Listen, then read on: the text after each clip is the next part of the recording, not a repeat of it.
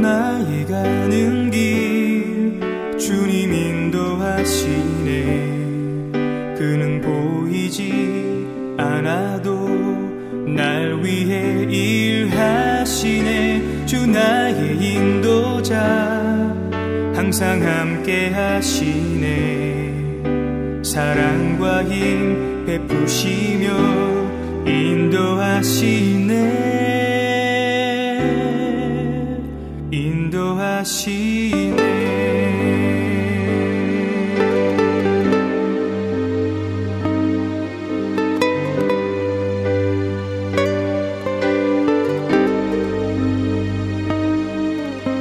나의 가는 길 주님 인도하시네. 그는 보이지 않아도 날 위해 일하시네. 주 나의 인도자 항상 함께 하시네. 사랑과 힘 베푸시며 인도하시네. 인도하시네. 광야의 길을 만드시고 날 인도해. 사막의 강 만드신 것 보라. 하늘과 땅 변해도 주의 말씀 영원히 내 삶 속에 새 일을 행하리.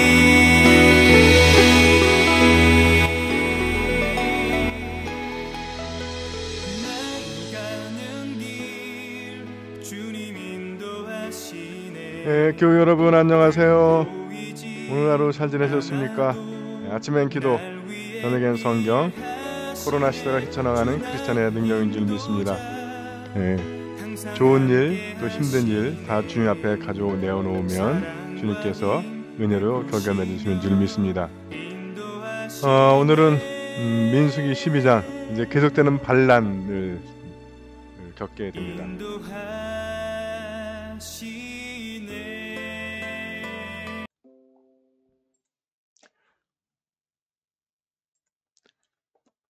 본문 보시죠. 자, 형제의 반란입니다. 미리암과 아론은 모세가 에디오피아 여인을 아내로 맞았다고 해서 그를 비판하였다.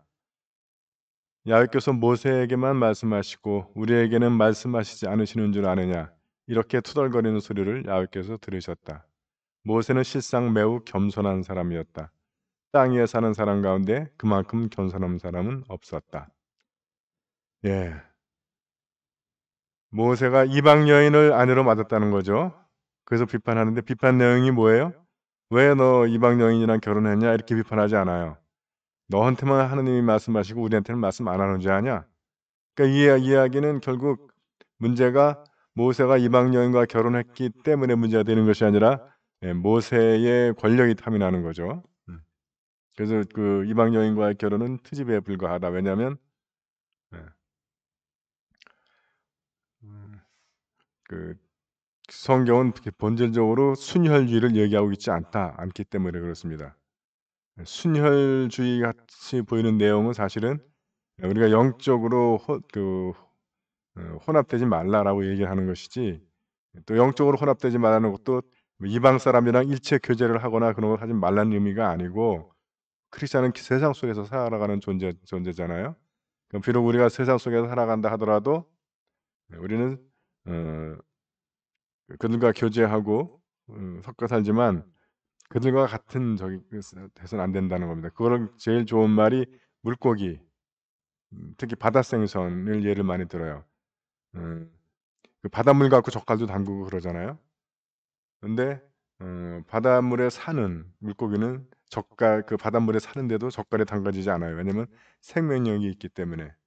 그래서 우리 크리스찬들은 그 절의 스님들은 세상을 떠나서 그 산속에 절로 들어가지만 교회는 세상 속으로 옵니다. 그러면서 하나님의 순혈주의, 또 뭐 영적으로 섞이지 말아라 한다면 하나님이 모순된 분이고 이상한 분이죠. 크리스찬도 다 세상 떠나서 크리스찬끼리만 살아야 되죠. 신앙촌이나 이런 데처럼.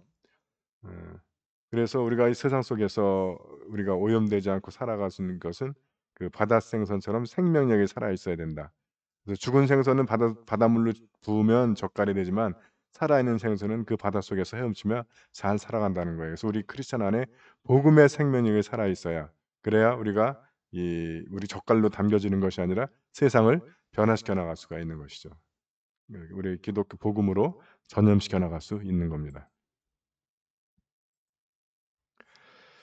자, 그래서 이게 형제의 반란, 이게 정말 참 사촌이 땅을 사면 배가 아프다 그러죠. 예. 예, 남이 사면 배 안 아파. 사촌이 사면 아파. 왜냐면 형제가 사면 그래도 그나마 나아요. 왜냐면 떡고물이 생길 수가 있으니까.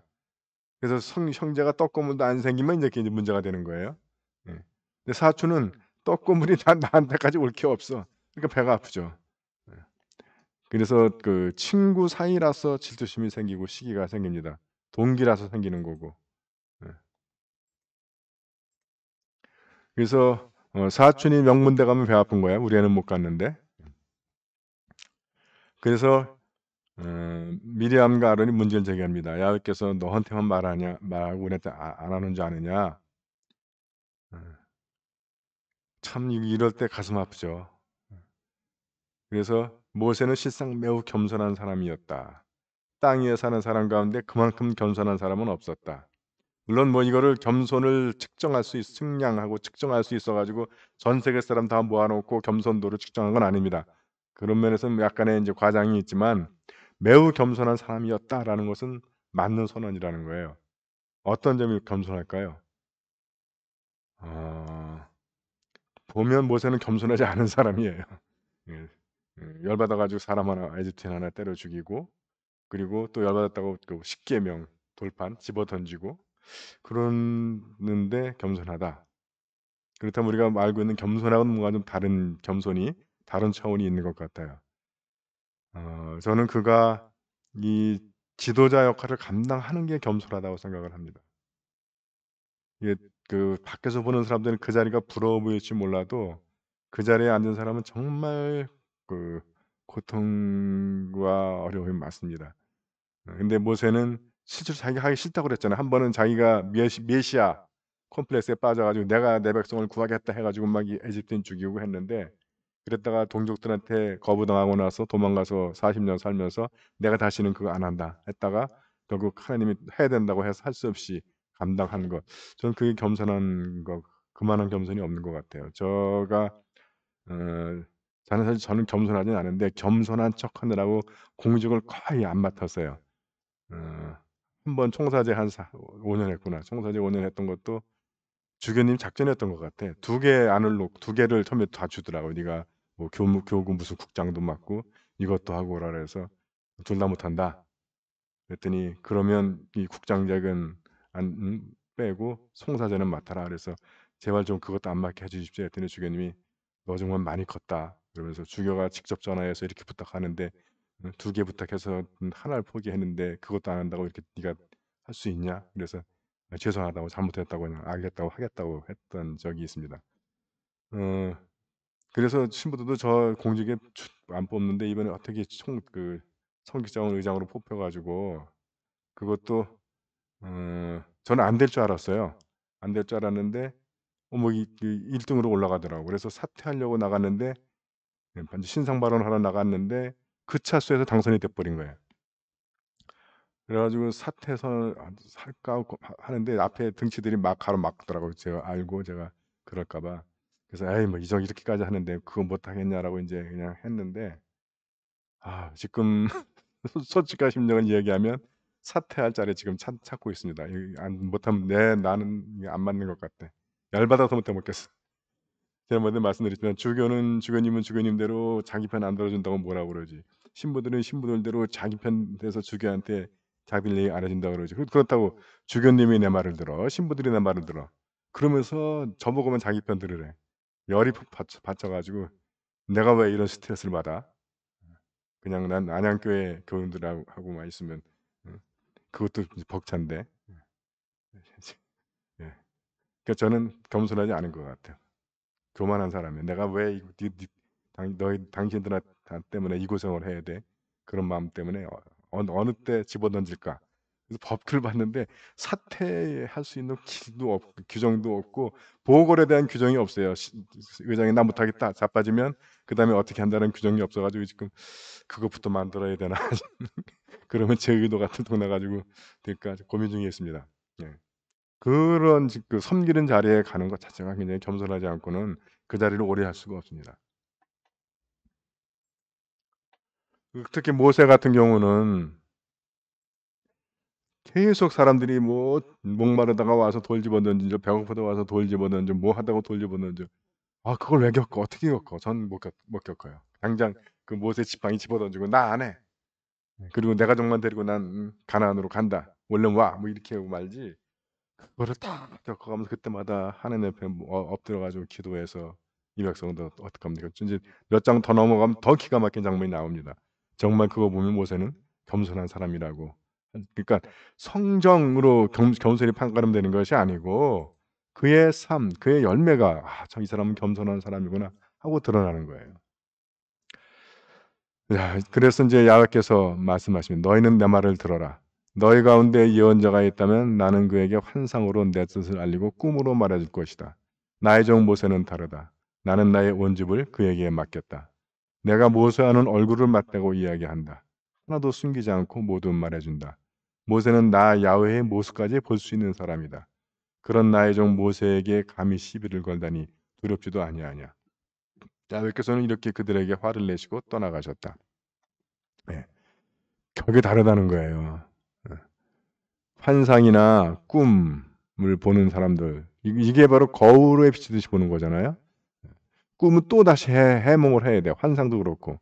근데 모세는 얼굴을 맞대고 얘기한다. 숨기지 않고 모두 말해 준다. 심지어는 야훼의 모습까지 볼 수 있는 사람이다.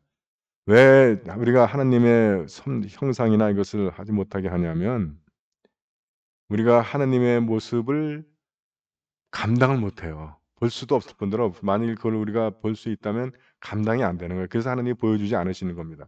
너네들이 이것 감당할 수 없기 때문에. 그러나 모세는 그것까지도 감당할 수 있다는 거예요. 그러니까 완전히 급이 다르고 격이 다른 거죠. 그러니까 이렇게 그래서 야훼께서는 그들에게 화를 내시고 떠나가셨다. 이게 굉장히 중요한 포인트입니다. 떠나가신다. 화를 내신다. 민수기 그 축복 기억하시죠? 6 장에 웃는 얼굴로 보이시고 고이시고 그들과 함께 하시고 이게 진정한 축복이라는 거예요. 그래서 인제 그 야훼의 영광의 구름이 장막에서 걷히자 미리암은 문둥병에 걸려 눈처럼 하얗게 되어 있는 것이었다. 아론은 미리암이 문둥병에 걸린 것을 돌아보고 모세에게 빌었다. "우리의 영도자여 우리가 어리석어서 저지른 이 잘못을 벌하지 마시오.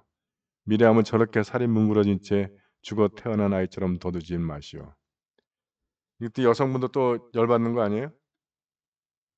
아론하고 미리암하고 같이 반기를 들었는데 아론은 벌을 안 주고 미리암만 벌을 받아. 하느님이 남자만 더 사랑하시는 것 같아요. 아론은 사제잖아. 제사장 직분을 수행해야 되니깐 아론은 안 두지만 미리암 치는 거예요. 그러니깐 아론도 얼른 그거 알아봐. 이게 나도 두드려 맞아야 되는 건데 자기가 사제직을 해야 되니까 하나님이 봐주신 거는 아니까 응? 모세한테 어느 부탁을 하는 거라고요. 자 근데 여기서 미리암이 어떤 누나입니까 모세한테? 예. 창세기 1 장으로 가면 그 음 갈대 상자에 모세를 집어넣고 강물에 띄울 때 그걸 쫓아갔던 누나야. 그래서 공주가 인제 그 바구니를 걷어 올리니깐 가서 유모를 알아봐 줄까요? 하고 그건 여러분 공주 앞에 나서는 목숨 걸고 나가는 거예요. 그 모세를 지킨 누나, 모세를 위해서 목숨을 걸었던 그런 누나입니다. 근데 그런 형제의 관계도 이게 권력이라는 자리를 놓고 이렇게 되는 거예요. 예. 왜냐하면 이거를 여러분 섬김이라는 측면에서 보지 않고 어떤 누린다. 힘을 쓴다. 권력이다 이렇게 보니깐 시기나고 질투가 나는 거예요. 그래서 우리가 이 사명 중심, 사역 중심으로 바라봐야지 저걸 누리고 하는구나 이런 쪽으로만 바라보게 되면 이렇게 문제가 발생하게 됩니다. 이런 형제 관계가 이렇게 무너지게 돼요. 그래서 미리암은 이랫동안 진 밖에 쫓겨나가 있었다. 그동안 백성은 거기에 머물러 있다가 미리암이 돌아온 다음에야 하세롯을 떠나 바란 광야에 이르러 진을 쳤다. 미리암이 돌아온 다음에야 비로소 신이 움직일 수 있습니다. 그 바람에 행군이 또 일주일이 늦어지는 거죠. 예. 근데 인간은 참 어쩔 수 없어요. 이 시기와 질투가 인간의 연약함이죠. 자, 함께 생각해 봅시다. 동료에게 질투와 시기심을 느껴본 적이 있는지, 또는 동료로부터 시기와 질투를 당해본 적이 있는지 생각해 봅시다. 그리고 그 감정을 어떻게 대처했는지 돌아봅시다. 아직도 그런 감정 때문에 고통받고 있다면 그 이유가 무엇이라고 생각하십니까? 네. 음. 저도 물론 뭐 시기도 느껴본 적도 있고 시기를 당해본 적도 참 많아요. 그런데 그래서 제가 그 욕심 없는 것, 그런 캐릭터를 구축하게 된 것 같아. 그런데 문제는 뭐냐면 그것 때문에 신경이 쓰여서 어 가지고 있는 기량 을 다 발휘할 수가 없어요. 어. 그러면 이게 공동체적으로도 손해가 되는 거죠. 그래서 그런 감정 들죠. 사람이기 때문에. 근데 그럴 때는 사명을 생각해야 될 것 같아요. 대의라고 얘기하죠. 어. 거기에서 그 사람이 나보다 정말 더 거기에 맞는 사람이라면, 맞는 사람인가, 이거를 생각하시면 돼요. 물론 그 보스들도 사람 쓸 때 그걸 그렇게 써야 돼요. 지금 우리도 뭐 인사청문회 때는 문제가 많은데 자기랑 이쁘다고 친하다고 그건 다른 방법으로 그건 보상해야지. 이 공동체의 운명을 좌우하는 그런 일, 관리하는 일에 있어서는 능력 위주로 봐야 되겠죠. 예. 그래서 그 사람이 나보다 능력이 낮다 그러면 깨끗하게 인정하는 거 필요합니다. 그리고 그 분야에서 내가 그 사람보다 능력이 부족하다고 해서 내 인생은 루저고 그 사람은 위너는 아니거든요. 또 나는 내 나름대로의 내 영역이 있는 거죠. 그걸 하나님께서 말씀하시기를 달란트라고 얘기하는 거 아닙니까? 어떤 사람은 5 달란트, 2 달란트, 1 달란트 다 준 거예요, 주기는. 조금 더 준 사람이 있고 덜 준 사람이 있고. 달란트가 6천 데나리온, 1 데나리온이 10만 원이면 6억 이야. 그 정도면 먹고 살아요. 그죠? 예. 그런 거예요 다. 그러니까 물론 30억 받으면 더 좋겠지. 6억 받았다고 해서 인생 실패한 것처럼 늘 우울하고 다른 사람 다 쳐다보고 질투하고 시기하고 그렇게 보낼 필요 보낼 수는 없잖아요. 왜 인생 그렇게 살아. 예. 또 시기와 질투를 당하시는 분 같은 경우는 가능한 더 모세처럼 겸손하셔야 됩니다. 그러면 하나님께서 인정해 주시고 하나님께서 정리해 주실 거예요. 자, 오늘은 여기까지 하겠습니다.